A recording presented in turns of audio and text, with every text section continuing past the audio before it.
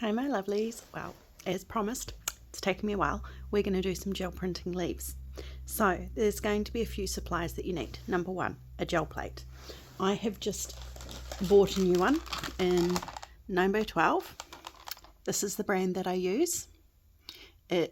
All my jelly plates have been this brand and they've worked really well. After a while they do get discoloured. They just need a little bit of a wash in soap and water, warm soapy water, and then you can give it a little bit of love with some baby oil. That'll get a lot of the excess colour off, and they always discolour to a yellowy orange colour, but they'll still be able to see through them.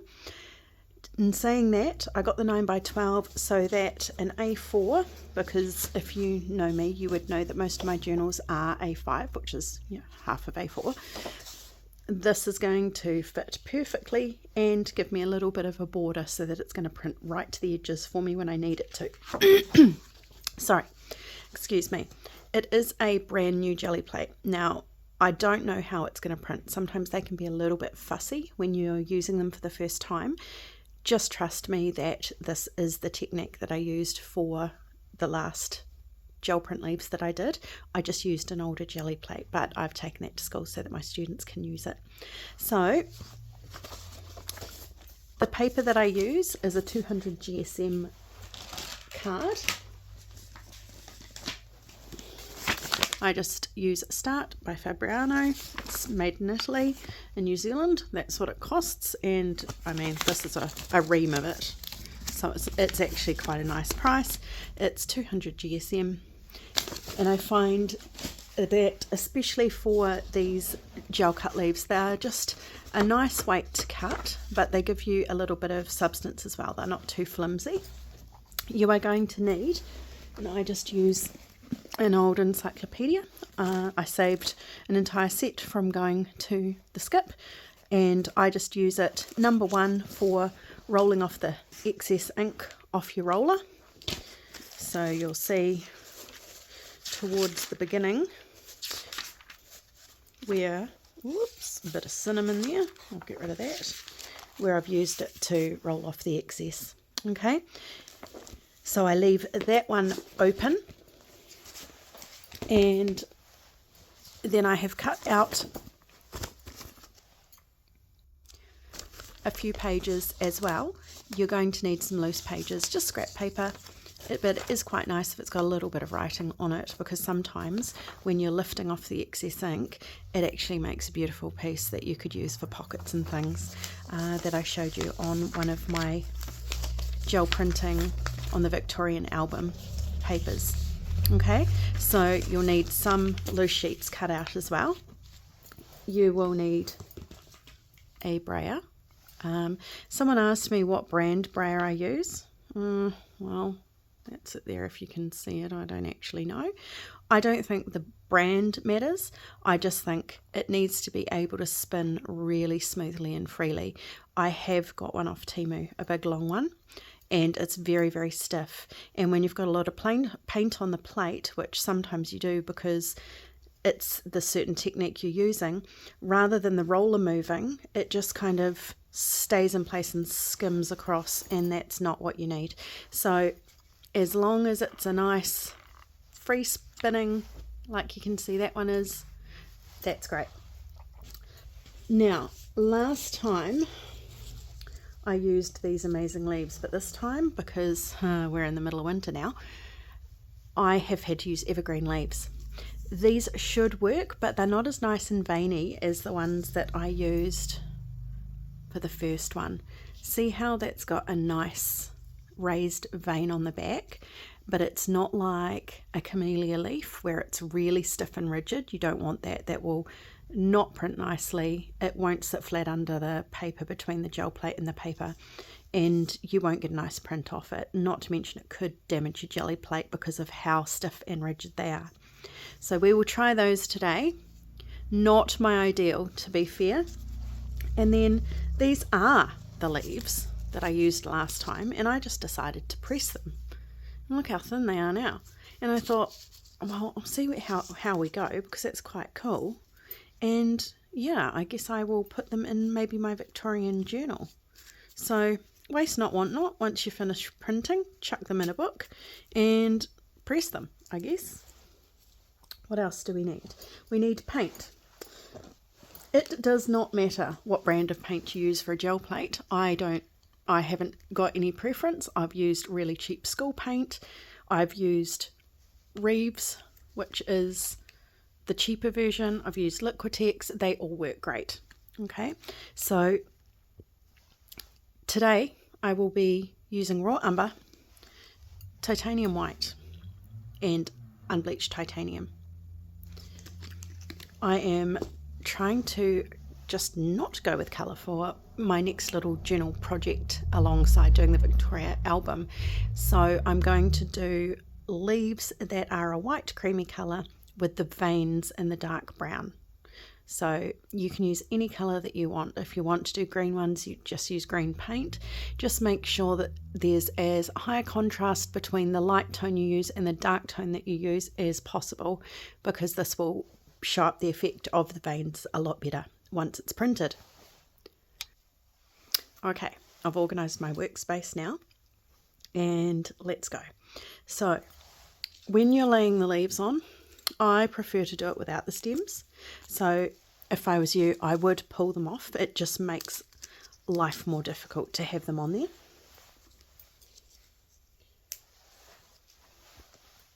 I was walking out the school gate today and I saw them and thought, well, those might work.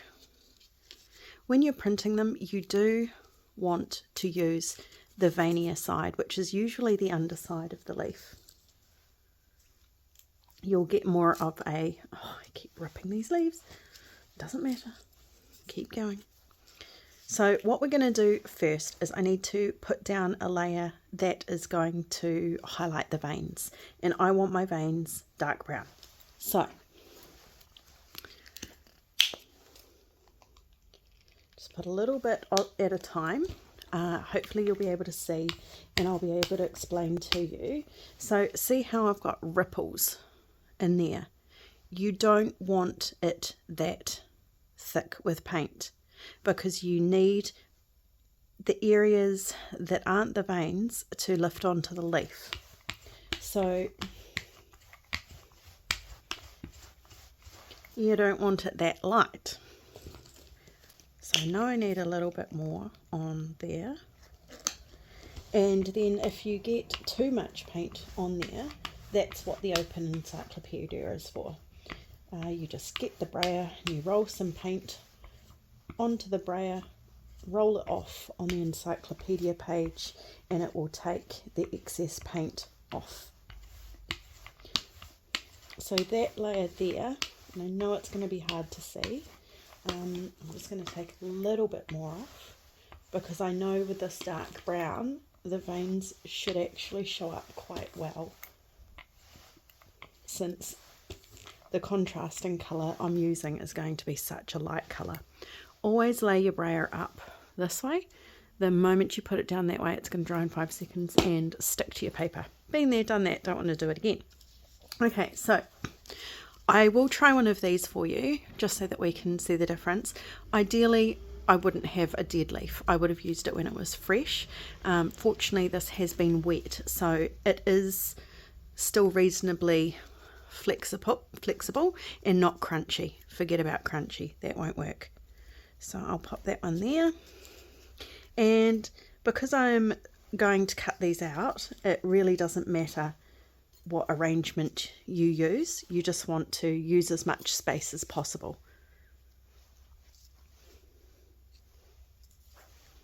Just place them on, make sure that they're not touching.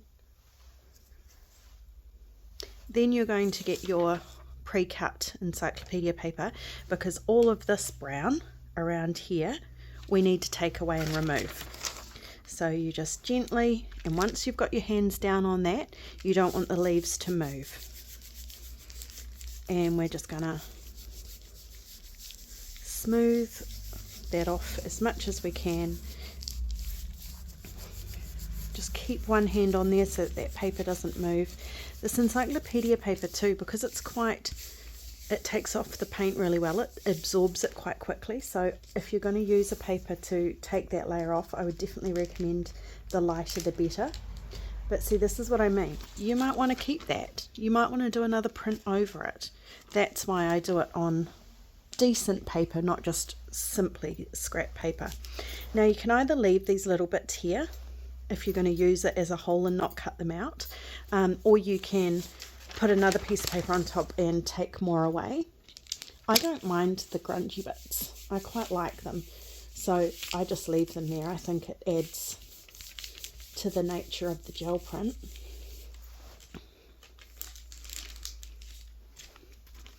And then if you can see, just like that little bit there I've missed. There we go. So now what we need to do is carefully remove these leaves. Now you can see that one, because it's one of my favourite leaves that are perfect for this. It's brought up the beautiful veining, which is very similar to the first ones that I used. These are actually turning out okay. See how you can see the paint kind of dispersing like it's got water on it? That is because it's the new gel plate. It will not do that if you are using an older gel plate. I promise. In saying that, I love this printing technique because I just love the random results you get. So I'm more than happy for this to be doing this right now. Okay, so then that layer you want to dry. All of this paint you want to dry just till it's touch dry before we do the next layer. So I won't bore you with that. I will go off camera and do that and pop back in a second. Okay, so if you're new to this, I recommend drying it with a hairdryer. However, I use this because it's quicker, just a heat gun. The rule of thumb for me is, because you can burn your gel plate, if it's too hot for your hand, it's too hot for the gel plate. So I just do that when I'm drying so that I know exactly how hot it is. You know it's dry because it's touch dry. Okay, so now I might do a bit of a mix of cream and white.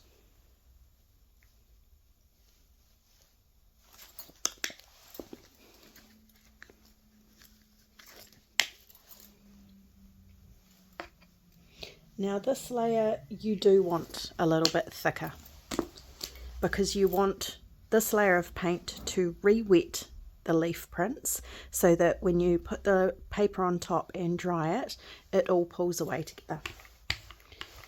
Now I know some of you might already be doing gel prints, but I know there's quite a few of you that aren't, so that's why I'm explaining everything that I'm doing. Please don't feel, if you are an experienced gel printer, that you need to listen to me. You would be probably perfectly fine just to do this with the sound off. I don't want to teach you how to suck eggs. But if this is the first time that you are doing gel printing, I think this tutorial will be really good for you to watch. Okay, so now we have the card. I'm just going to place that so that I've got a bit of an even border, and as you can see I do have a little bit of excess there, so I'm just going to grab one of my scrap pieces of paper and get rid of that, otherwise I end up with it all over my hands,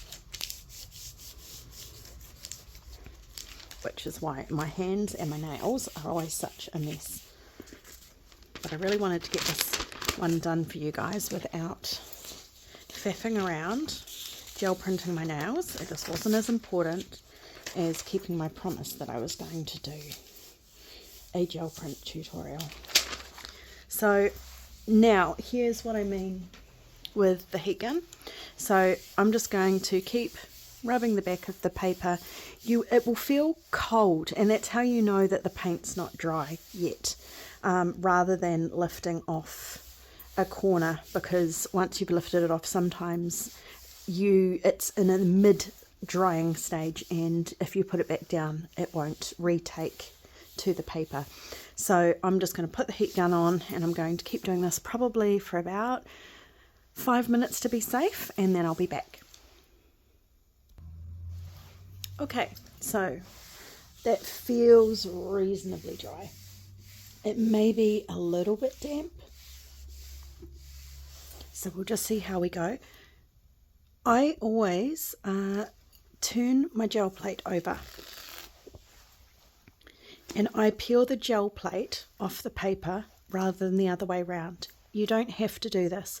I just find that sometimes when it's not quite dry, you can lift up the paper and the paper rips or parts stick to it more so than if you do it this way. Don't ask me why. It just does. I don't know if this is something that everybody does or not, but I find I get a better result. Now, I could very well cut these out, but look, the encyclopedia paper has left behind print, and I actually really love it, and I want to leave it as is.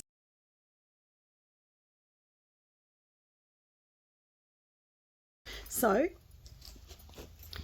the only thing I'm going to do so that it can be double-sided sorry, in my journals, rather than having one blank page that I've then got to figure out what to do with, I just do another quick print onto the side of the paper. So I will show you that, and then I'm probably honestly going to keep it as is because I think it's come out beautiful just as a neutral original paper.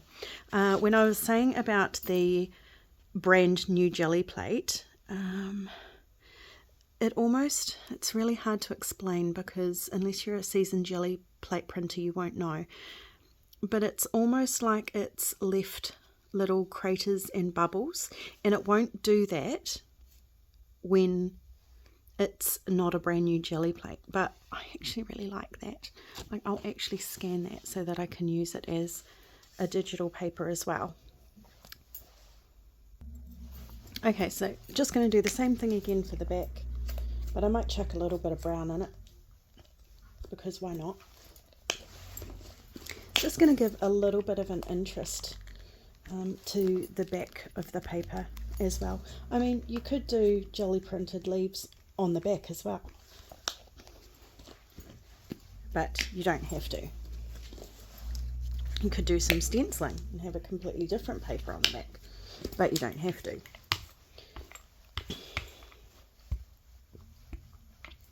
So here it's really just about experimentation. You can roll around, you can just gently do the little lumps and leave them as dots. Just remember that what you're seeing on this side is not what will print, because your print that's on the paper is actually on the underneath of this paint. I'm just removing a little bit of ink because I got a little bit slap happy with the white there, you might have seen. So I'm just rolling that extra ink again off onto the encyclopedia page, then it removes it from the brayer and I can take a little bit more off. So I'll just show you that is quite different to what is actually going to print, if you can see that. So now I'm just going to pop that onto there, and I'm going to dry it again, and then I'm going to pull it off and I will show you the result. Then I'm going to do a few more of these leaf prints off camera while I've still got the use of these ivy leaves, so that I can build up a little stash. And if they come out differently, because the gel plate has then almost like seasoning a pan, I will show you those as well on this video. Then I'm probably going to do some more with the actual stenciling of these, and I want to show you guys how to do that as well, because some of you asked me to show you how to do the stenciling ones as well. Now you could put a little bit of gold in this as well, that would look quite pretty with these colours. Okay, so I'm just going to dry that and then I will pop back again. Now I haven't actually dried this one as long because I still want the paint wet. I know there was enough paint on there to cover the white paper, but I want to use, if I can, some of the leftover grungy bits on my next print. So there you go. Just random splodges, and then on that side you would have pretty leaves. But that would be really cute, even just as a background. Like I would maybe fill that up quite a lot just with pockets or collage or bits and pieces of ephemera, but at least I've got some sort of background rather than just white paper. Okay, so I will go off camera now and I'll do a few more, and I'll pop back if there's any successful ones. Okay guys, so I just did one more. There's the back. I didn't use brown in it this time. Now this one here, it does look a little bit different. So there's the first one and there's the second one. And all I have done is, and I'm not sure if you'll be able to catch this in the light, but after I had dried the leaf brown layer and removed the leaves, I just put a little bit of gold on each of the leaves. Just a little bit, just a touch, and I just used this Lumiere by Jacquard True Gold. And then I dried that as well before I put on that white and cream layer to pull it off. And when I did this side, I didn't really dry it. I just put it on, held it smoothed on for a few seconds and took it off because I wanted some little bits and grungy pieces left over for the next one that I'm going to show you.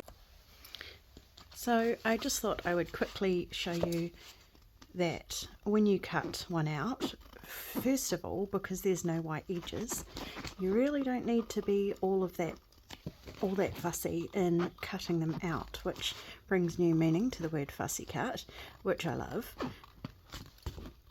And I will just quickly show you. Sorry that you have to sit here watching me cut out for a second, but we're almost done. And sorry you have to watch me doing it left-handed. So I would just ink just a little bit around the edges, and then you've got a back to it as well so that it's not plain on the other side. There we go, and then you can just pop that little guy into a pocket or use it as part of a collage. You can use big leaves, small leaves, whatever you would like, and now you know how to do it. I hope that helped you, especially if you haven't gel printed before, and I will see you next time. Okay, bye.